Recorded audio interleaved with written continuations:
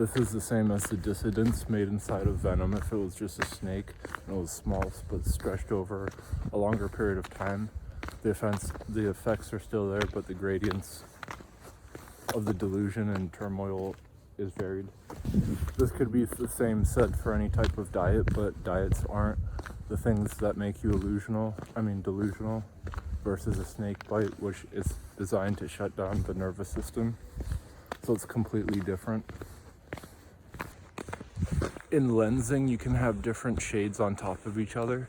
The same can be said for shadows if they're stretched over far enough land. There can be different shadows on top of each other that you wouldn't even know there's three if you just were able to see one of them.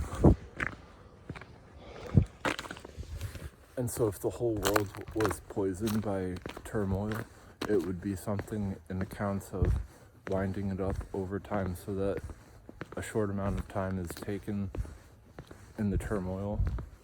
And that's the same as like a snake bite if you were not taken down but just delusional from a minuscule bite from like a baby snake that barely got its venom glands in early.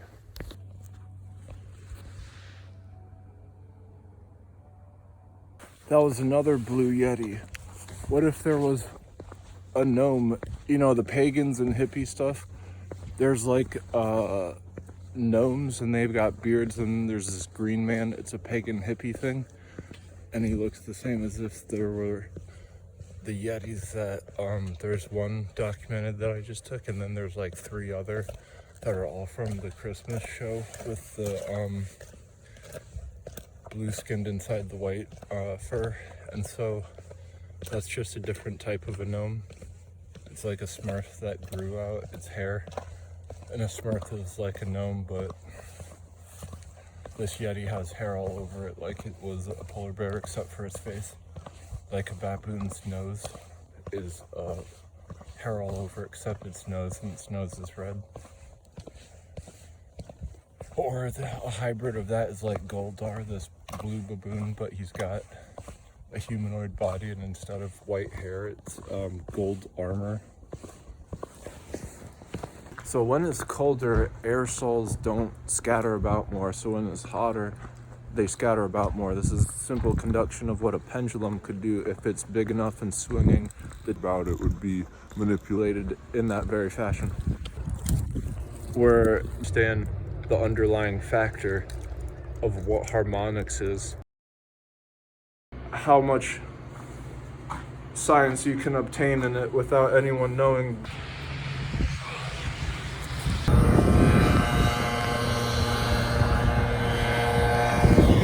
Well, that amount of value is directly correlated to a special effect. If you don't understand how intense the special effect is very easily to misconstrue the reasons that the handles would be moved if you get jerked really quickly and you don't know what hit you.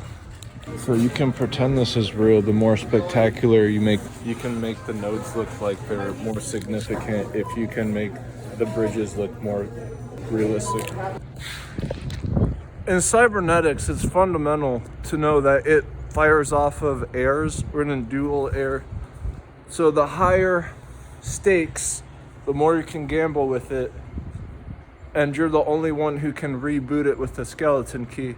You can actually time out something was hunting and eating you and stalking you, that a snake's venom bites into you and just soaks in slowly, and then you go out, and that's what they're waiting. They're just holding their teeth over you and squishing and pumping in the venom from their glands, eat your meat, and then start gnawing on your bones to suck out the marrow inside of it. And that's what like cannibals do to like their prey after they're gone. The direction of an AI would take if it was bad is the same as like what a ghost would have to Latin. Apparently bad ghosts speak that in tongues. That's the same as like an AI distro. If the filter was more intense, it's like one pendulum. If it was an entire crypt swinging, the intensity of the two is no different than how ghosts are natural in Latin.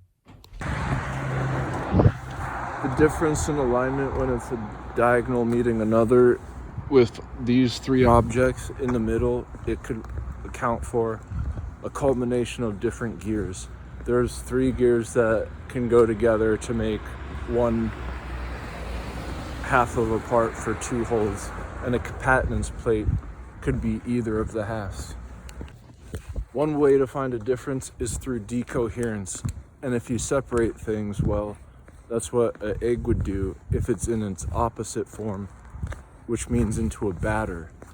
And so why it's so good at doing that is because the opposites for its operation, meaning cracked and undone, is twice as preferable if it's a baked good, and that's why all of them do it, because it's so easy to handle.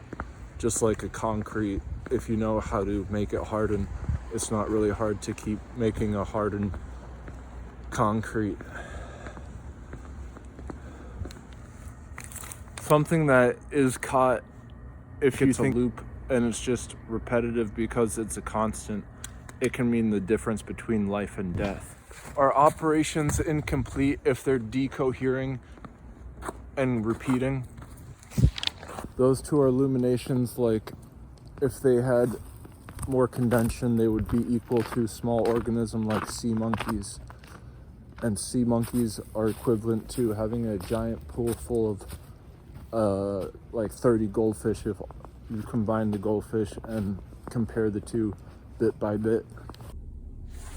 Something that's in different portions, it has values, and a size is no different than a potency that's unmistakable, meaning anything that is for certain can have massive impacts for colossal effects and catastrophic cosmic scales, meaning something that you get stuck in and you can't get out of.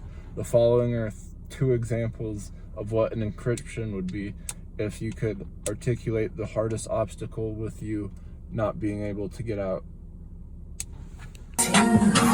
So something that's poisonous can be detrimental. That's as bad as a copyright that puts you inside something that you can't make it out because you can't get out alive. That's more detrimental than running away from a shark or a wolf in water or on the land where you can't get away. It's just no different than a skate could be a metal piece on a shoe. Something that is the same thing but for no different occurrence is if something was hunting and eating you and stalking you. If you're in a waterbed and a shark bites you, it's just going to follow you until you bleed out. Same as a wolf if you're in a country, because they can both go quicker than you. So what they're doing is just eating, but it's like a snake. When it puts its venom in, it just waits for you to die, then it eats you. But with a wolf or a shark, that equivalency would be the same as going into their area, and they can just go after you quicker. And so they'll first bite you and stalk you until you're gone and you can't go anymore. So if there's more than one of them, that's what they'll all do. But if it's just one of them, you might be able to battle it. But if you can't, if you have a place where you can run and get inside, you can dump it on them and try and knock them out and then go inside.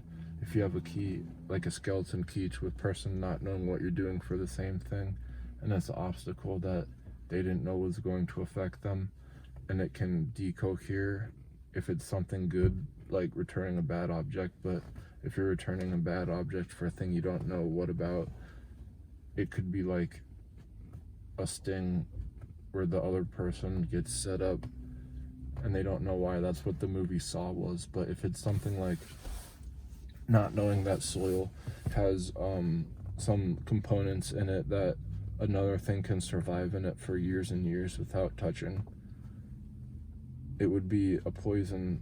And so a poison can get made and you might not even know about it.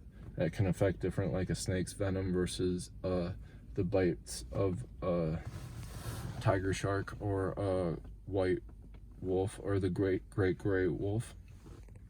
All those bites can just make you die automatically or over time of running and getting stalked, the same that a snake's venom bites into you and just soaks in slowly, and then you go out. And that's what they're waiting.